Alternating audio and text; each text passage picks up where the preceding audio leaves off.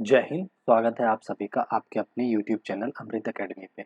हम लोग CTET paper 2 के लिए मैथ और साइंस का जो सीरीज चला रखा है उसमें अभी हमने मैथ का लास्ट वीडियो में नंबर सिस्टम पे क्वेश्चंस किए थे और कॉन्सेप्ट उसमें हमने ज़्यादा नहीं डिस्कस किया था, इसलिए आज एक और वीडियो हम लोग ले रहे हैं जिसमें हम लोग कॉन्सेप्ट पे बात करेंगे। ठीक है। और अगर अभी तक आप लोगों ने पिछली वीडियो नहीं देखा तो उसको देख सकते हैं, और अगर चैनल पे नए हैं तो चैनल को सब्सक्राइब कर सकते हैं। ठीक है।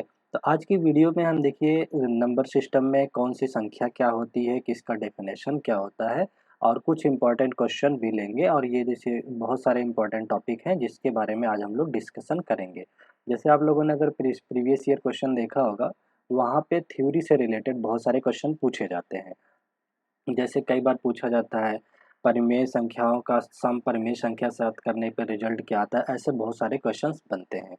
तो आज हम लोग इस वीडियो में उसी चीज़ों पर डिस्कस करते हैं और कुछ क्वेश्चन भी प्रैक्टिस करेंगे। जैसे ये चैप्टर ख़त्म होता है इसका थ्योरी वाला, हम लोग इस पे प्रैक्टिस सेशन अपना स्टार्ट कर लेंगे। ठीक है ना। आज ये आज की क्लास को शुरू करते हैं।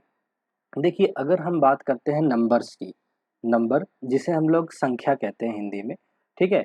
ये क्या होती है, ये दो तरह की संख्याओं के बारे में हमें पढ़ना होता है। एक वास्तविक संख्या नेचुरल नंबर, एक होता है अवास्तविक इननेचुरल नंबर होता है। ठीक है, नॉन नेचुरल। ठीक है। हमें अवास्तविक संख्या के बारे में पढ़ना नहीं है, हमें जो पढ़ना है वास्तविक संख्याओं के बारे में पढ़ना है। ठीक है ना। ठीक है। रियल नंबर जिसे ये वास्तविक संख्या को हम लोग रियल नंबर भी कहते हैं। ठीक है।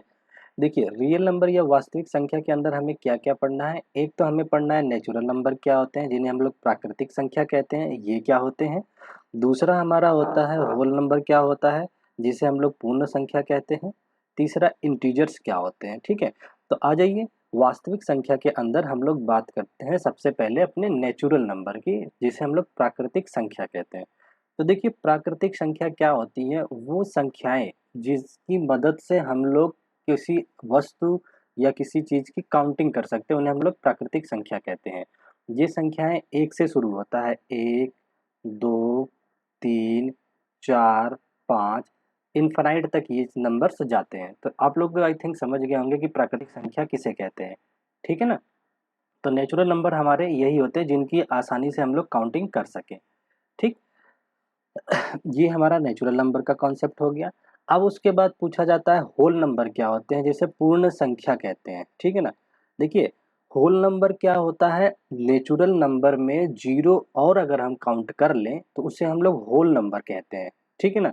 देखिए zero, one, two, three, up to ये इनफाइनाइट तक आगे तक बढ़ाते जाइए, ये सारे नंबर क्या कहलाते हैं, जीरो को मिला करके क्या कहलाते हैं, होल नंबर या फिर पूर्ण संख्याएं। अच्छा देखिए इसको कैसे याद करेंगे आप लोग, अगर नहीं याद होता है होल नंबर या नेचुरल नंबर में डिफरेंस नहीं पता चलता, देखिए होल नंबर आते ही आप ये लोग समझ जाना कि इसमें होल जैसा, मतलब जीरो को हम लोग जैसे नहीं होल जैसा बनाते हैं, आप ऐसे याद रखना कि होल आ गया इसमें, तो ये हो गया हमारा होल नंबर। ठीक है ना। ये गोल सा नंबर आ गया, तो होल नंबर समझ गए, जिसमें हमारे प्राकृतिक संख्याएं भी हो और साथ ही साथ क्या हो, जीरो भी हो। ठीक है ना। आई होप ये दोनों टाइप के नंबर्स आपको समझ में आ गए होंगे। ठीक है। अब हम लोग आ जाते हैं अपने इंटीजर्स किसे कहते हैं। तो आप लोग बताइए इंटीजर्स कौन से होते हैं। ठीक है। देखिए तो इंटीजर की अगर हम लोग बात करें तो इंटीजर वो होता है जिसमें नेचुरल नंबर भी समाया हो, होल नंबर भी समाया हो, और साथ ही साथ नेगेटिव नंबर्स भी समाये हों। ठीक है ना। तो हमारा जो इंटीजर होता है ये माइनस इन्फिनाइट से लेकर के, इसमें देखिए -3, -2, -1, ज़ीरो भी आता है, साथ में सारे पॉजिटिव नंबर्स भी आते हैं, 1, 2, 3, 4 अप टू इनफाइनाइट तक प्लस में। ठीक है ना। ये सारे नंबर हमारे क्या बोले जाते हैं, इंटीजर बोले जाते हैं या फिर पूर्णांक बोले जाते हैं। ठीक है। तो इंटीजर के बारे में समझ गए ना। तो साथ जिसमें सब आ जाए उसे इंटीजर कहेंगे, इसको ऐसे याद रख लो। अगर मान लो मैं एक सर्कल बनाता हूँ, इसके अंदर मैं रखता हूँ नेचुरल नंबर को, natural number, PURAL natural number. तो इसके बाहर एक अगर सर्कल बनाऊं तो इसमें हमारा पूर्णांक मतलब होल नंबर आ जाएगा, होल नंबर। ठीक है, क्योंकि इसमें जीरो भी इन्वॉल्व है। तो अगर पूछा जाए नेचुरल नंबर और होल नंबर में कौन बड़ा है, तो होल नंबर बड़ा होता है। क्यों? क्योंकि इसमें जीरो भी शामिल होता है। ठीक। और अगर इंटीजर की बात करें तो ये सबसे सबका बड़ा होता है। ठीक है। ये इंटीजर नंबर होते हैं इसमें, क्योंकि पॉजिटिव, नेगेटिव और जीरो सब आते हैं, ठीक है। तो अब क्वेश्चन ऐसे पूछा जाता है, क्या सभी नेचुरल नंबर होल नंबर होते हैं? तो सही बात बोल रहा है। वहीं अगर कहे क्या सभी होल नंबर इंटीजर होते हैं, तो वो भी सही बात कर रहा है, ठीक है। अगर देखो सर्कल के अंदर वाले की बात कर रहा है और बाहर वाले से कंपेयर कर रहा है, तो सारे अंदर वाले बाहर वाले में ही एग्जिस्ट करते हैं। अगर उल्टा मैं आपसे पूछ लूं, क्या सभी होल नंबर नेचुरल नंबर हो सकते हैं, तो ये गलत बात हो जाएगी। क्यों? क्योंकि होल नंबर बड़ा है और वो छोटे वाले में एडजस्ट नहीं हो पाएगा। तो ऐसे आप लोग ये याद रखेंगे। तो यहाँ से क्वेश्चन डायरेक्ट भी पूछे जाते हैं, कॉन्सेप्ट हमें क्लियर होना चाहिए, ठीक है। आ जाइए आगे की चीज़ों पे बात करते हैं। आज थोड़ा सा तबीयत ढीली होने की वजह से आवाज़ थोड़ी मैं धीरे बोल रहा हूँ, ठीक है। आ जाइए। अब उसके बाद हमारा आ जाता है रेशनल नंबर, जिसको हिंदी में परिमेय संख्या कहते हैं, ठीक है ना।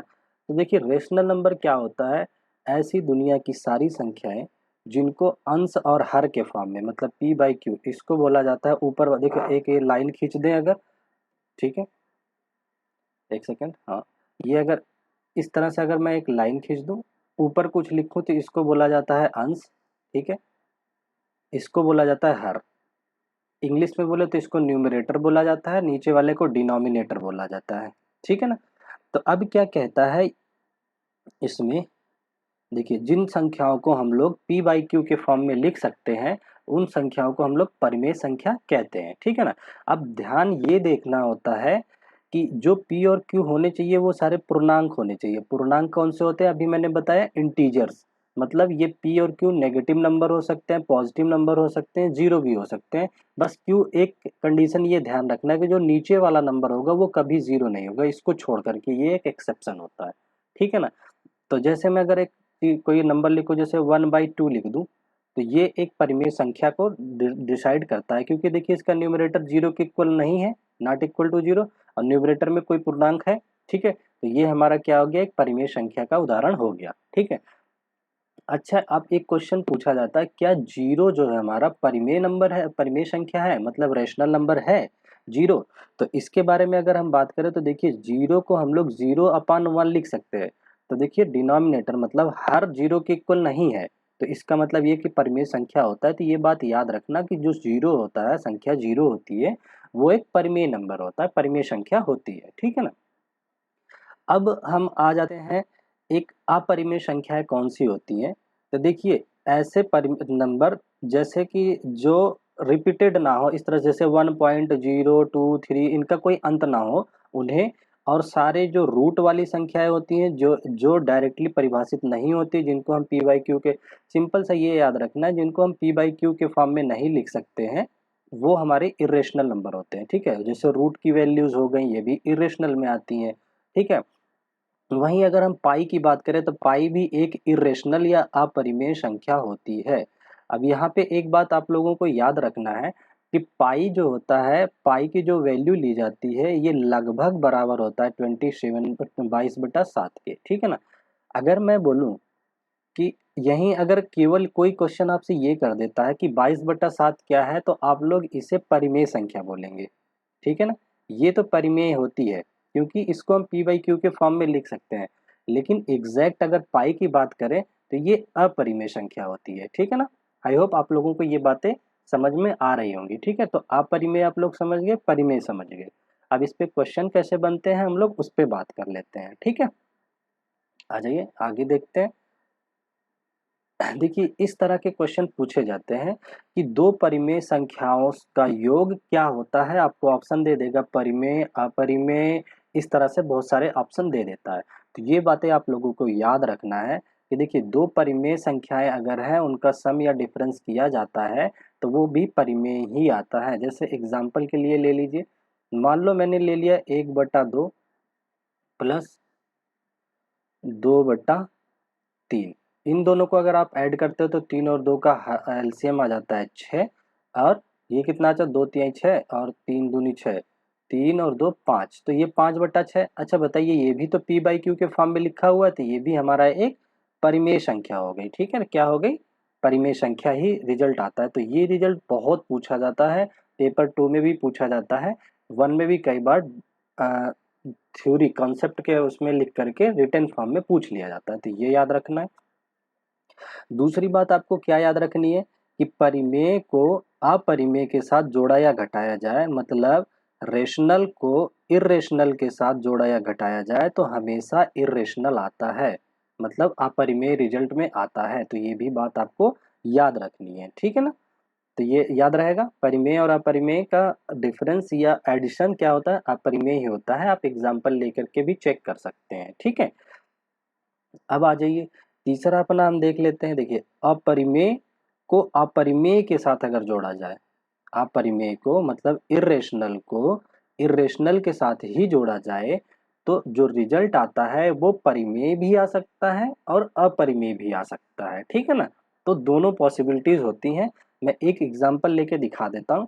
जैसे देखिए हमारे पास ये दो अपरिमेय संख्याएं, ये भी अपरिमेय है और ये भी अपरिमेय है। √2 भी अपरिमेय होती है, √3 भी अपरिमेय होती है। तो देखिए √2 की वैल्यू 1.414 हमने ले लिया इस तरह से, और √3 की वैल्यू लगभग 1.732 होती है। ये इनफाइनाइट तक जाती हैं। इनको जब आप ऐड करोगे तो ये भी देखिएगा तो एक अपरिमेय रहेगा। 3.144 ये भी अनंत तक जाती है, ये भी एक, देखिए यहाँ से तो रिजल्ट अपरिमेय आ गया। अच्छा अब देखिए क्या होता है, पाई है, पाई एक अपरिमेय नंबर है और माइनस पाई भी क्या होता है, अपरिमेय होता है। लेकिन जब हम इनका सम करते हैं तो ये जीरो आ जाता है। लेकिन जीरो क्या है, जीरो तो परिमेय होता है।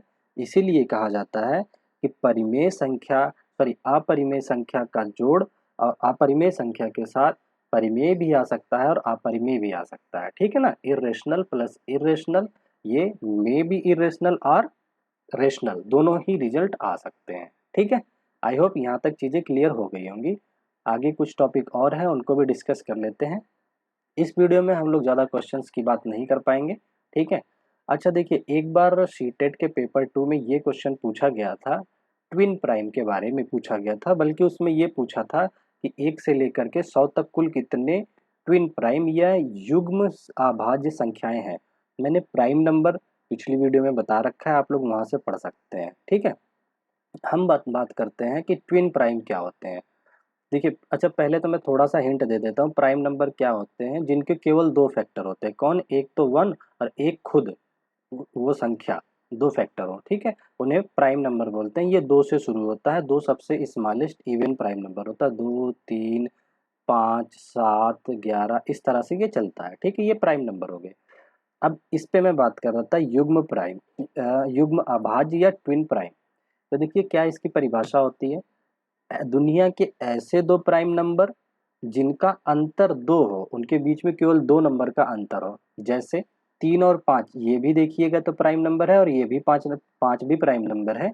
लेकिन इनके बीच कितने का अंतर है, 2 का अंतर है। वैसे ही 5 और 7 भी होता है, ये भी ट्विन प्राइम बोले जाते हैं। वैसे ही 11 और 13 होता है, ये भी ट्विन प्राइम बोले जाते हैं।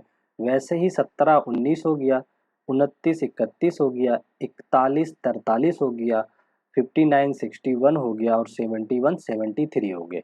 ये सारे हमारे कौन से हैं, ट्विन प्राइम है। क्यों, क्योंकि हर ये तो है तो प्राइम नंबर, लेकिन इनके बीच का जो गैप है वो कितना है, 2 का गैप रख रहे हैं। तो इन्हें हम लोग क्या बोला जाता है, ट्विन प्राइम। तो ये टोटल कितने हो गए देखिए 100 तक में, 1 2 3 4 5 6 7 और 8।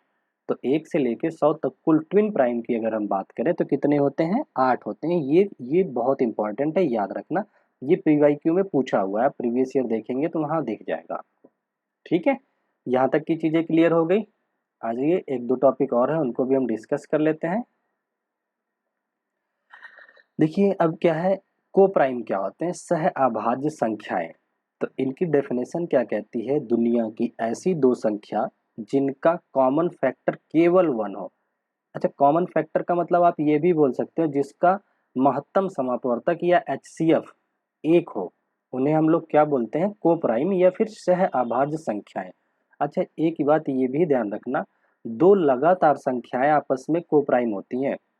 ऐसे लिख लो, टू कॉन्जिक्यूटिव नंबर आर को प्राइम। जैसे मान लो 2 3 हो गया, 2 और 3 में कॉमन कौन सा होता है, केवल एक ऐसी संख्या है जो कॉमन होती है। 3 4 हो गया, ठीक है ना। यहाँ पे जैसे देखिए 4 और 7 हो गया, इसमें कॉमन देखो, 4 को अगर हम फैक्टर करें तो 4 × 1, 7 को करें तो 7 × 1। देखो 1 इसमें भी है और 1 इसमें भी है, तो यही कह रहा है कि कॉमन फैक्टर केवल 1 आए, तो केवल 1 कॉमन है और कोई कॉमन नहीं है, 7 और 4 में कुछ कॉमन नहीं होता, तो ऐसी दो संख्या का युग्म क्या कहा जाता है? सह अभाज्य या को प्राइम नंबर कहे जाते हैं। ठीक है ना? ये भी बात याद रखना कि दो लगातार संख्याएं आपस में क्या होती हैं? को प्राइम होती हैं, सह अभाज्य होती हैं। ठीक है, आ जाइए, और भी कुछ टॉपिक है उनको भी डिस्कस कर लेते हैं। आई होप आप लोगों को धीरे, मैं बहुत धीरे बोल रहा हूँ, थोड़ा सा मेरे मुंह में दिक्कत है जिसकी वजह से। आ जाइए, देखिए अब हम देखते हैं कंपोजिट नंबर क्या होते हैं, भाज्य संख्याएं किन्हें कहते हैं। ठीक है ना?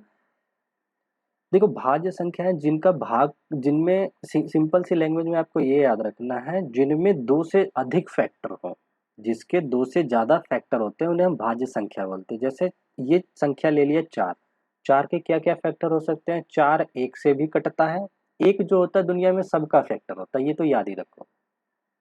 4 जो है 2 से भी कटता है, 4 खुद से भी कटता है, तो देखिए 1 2 3, 3 फैक्टर हो गया ना, तो ये भाज्य संख्या बोली जाती है। ठीक है, जैसे 6 ले लो, एक भी इसका फैक्टर है, 2 भी, 3 भी, 6 भी, तो इसके कुल 4 फैक्टर हो गए। तो मोर देन 2 अगर फैक्टर दिखा रहा है कोई नंबर, तो उसे हम लोग कंपोजिट नंबर या फिर भाज्य संख्या कहते हैं। अच्छा, एक बात ये याद रखना, ये जो हमारा 1 होता है, संख्या 1 होती है, ये तो ना अभाज्य होती है और ना ही भाज्य में आती है। ठीक है, अभाज्य भी नहीं आती, क्योंकि अभाज्य संख्या या प्राइम संख्याएं वो होती है जिनको 2 फैक्टर हो, इसके तो केवल एक ही फैक्टर है। ठीक है, इस वजह से ये अभाज्य में भी नहीं आती, तो ये बात याद रखना होता है। ठीक है, आज ये देखें, अगर कुछ और है तो उसको भी डिस्कस कर लेते हैं। हाँ, ये पॉइंट है। अच्छा देखिए, प्रेडिसर्स और सक्सेसर के बारे में कई बार पूछ लिया जाता है, पेपर 1 में भी और 2 में भी, जिसको हिंदी में पूर्ववर्ती और प्रवर्ती बोलते हैं। तो देखिए, पूर्ववर्ती, प्रवर्ती, ये सक्सेस, प्रेडिसर और सक्सेसर क्या होता है? सक्सेसर क्या होता है? किसी संख्या में एक जोड़ने के बाद जो मिलता है उसे बोला जाता है सक्सेसर, और किसी संख्या से एक घटाने के बाद जो मिलता है उसे प्रेडिसेसर या फिर पूर्ववर्ती बोला जाता है। जैसे एक संख्या हमने ले लिया 5, 5 में मैंने एक जोड़ा तो मिल गया 6, तो इस 6 को क्या बोलेंगे कि ये 5 का क्या है? सक्सेसर है, मतलब परवर्ती है, परवर्ती संख्या है। क्यों? क्योंकि 5 में एक जोड़ने के बाद मिला है, तो 5 का सक्सेसर 6 हो गया। ठीक है, वहीं अगर मैं बात करूं, ये 4 है, 4 कैसे है? अगर 5 में से एक घटा दिया जाए, एक पहले चला जाए, तो ये से बोला जाता है प्रेडिसर्स। ठीक है ना, या पूर्ववर्ती बोला जाता है। ठीक है, ये देखिए 4 क्या होगा? 5 का एक प्रेडिसर्स होगा या फिर पूर्ववर्ती होगा, क्योंकि 5 से पहले आ रहा है, एक कम, बस एक कम की बात की जाती है। आई थिंक प्रेडिसर सक्सेसर भी आप लोगों को क्लियर हो गया होगा। ठीक है, आगे क्या है देखते हैं। अच्छा देखिए, पेपर 1 में भी ये क्वेश्चन पूछे गए हैं स्थानीय मान से रिलेटेड। तो देखिए, जैसे ये एक संख्या दे रखा है 3 2 5 4 7 1 0, नहीं कह रहा है 5 का स्थानीय मान क्या होगा, ये आपके सामने ऑप्शन है। देखिए, तो स्थानीय मान कैसे निकालते हैं? संख्या जैसे दे रखा है 3 2 5 4 7 1 0, ये संख्या दे रखा है आप लोगों को। 5 का स्थानीय मान निकालना है ना, तो 5 को यहाँ रख लो, इसके बाद जितने जीरो हैं, जितनी संख्या है उतने जीरो लगा दो, 1 2 3 4 संख्या है तो 4 बार जीरो लगा दो। तो देखिए 5 का स्थानीय मान इस नंबर में इतना आ जाएगा, तो ये ऑप्शन सी आपका करेक्ट हो जाता है। ठीक है, वहीं अगर मैं पूछूं आपसे 1 का स्थानीय मान, तो 1 लिखेंगे, उसके बाद जितने नंबर है जीरो रख देंगे। ठीक है, मैं पूछ लूँ 2 का स्थानीय मान, तो 2 लिखोगे, 2 के बाद जितनी संख्या है उतना जीरो लगा दो, 1 2 3 4 5, 1 2 3 4 5, तो 2 का स्थानीय मान ये हो जाता है। अच्छा, कई बार इसमें क्वेश्चन पूछ लेता है, जैसे इसी संख्या में कहेगा 5 के स्थानीय मान में से 2 के स्थानीय मान को घटा करके लिखो, तो आप 50,000 में से ये 20,000 को घटा करके यहाँ लिख देंगे। इस तरह से क्वेश्चन बनते हैं। ठीक है, आई होप ये चीज़ें आप लोगों को बड़ी अच्छी तरीके से क्लियर हो गई होंगी। ठीक है, आ जाइए कुछ और थोड़ा सा टॉपिक पे ही बात। अच्छा देखिए, ये आपको याद रखने के लिए ये मैंने एक चार्ट सा बना दिया है, फ्लो चार्ट सा। देखिए, सारे नेचुरल नंबर हैं, जो 1 2 3 काउंटिंग वाले प्राकृतिक संख्याएं हैं वो सबसे छोटी होंगी, उससे बड़ी होती है होल नंबर, क्योंकि इसमें जीरो भी आ जाता है, 1 2 3 तो आता ही है। इससे भी बड़ी होती है इंटीजर्स, किस, क्योंकि इसमें माइनस वाले और प्लस वाले, जीरो और सब प्लस वाले भी आ जाते हैं। परिमेय संख्याएं सारी होती हैं, सारे इंटीजर्स जो होते हैं वो परिमेय संख्याएं होती हैं। वहीं अगर बात करें, देखिए परिमेय जो होता है वो रेशनल रियल नंबर, मतलब वास्तविक संख्या के अंदर आता है। तो कई बार अगर थ्योरी से क्वेश्चन पूछता है तो अगर आपको ये डायग्राम याद है कि सबसे अंदर कौन सा था, उससे बाहर कौन सा था, तो आप लोग जवाब दे पाएंगे। इससे क्वेश्चन पूछे जाते हैं, बहुत थ्योरी वाले क्वेश्चन बनते हैं कि क्या सभी होल नंबर इंटीजर है, तो सही बोल रहा है। अगर कहे सभी होल नंबर नेचुरल नंबर है तो गलत है, क्योंकि ये इसके अंदर आ रहा है। ठीक है ना। तो इस तरह से क्वेश्चन आप लोग तैयार कर लेंगे। इसके आगे ये हमारी लास्ट स्लाइड थी। आज की वीडियो में हम लोग यहीं तक रखते हैं। अगर क्वेश्चन आपको कॉन्सेप्ट और वीडियो थोड़ी समझ में आई हो, पसंद आई हो, तो लाइक कर सकते हैं, कमेंट करके बता सकते हैं। ठीक है। मैं इस सीरीज को टिल द एग्ज़ाम तक इसको कंटिन्यू रखूँगा, और थ्योरी हो जाने के बाद, चैप्टर ख़त्म करने के बाद, मैं बहुत सारे क्वेश्चन को प्रैक्टिस कराऊँगा। ठीक है ना। तो आज के लिए हम लोग इतना रखते हैं, फिर मिलेंगे अपनी नेक्स्ट वीडियो में। Thank you so much. Okay, bye bye, take care.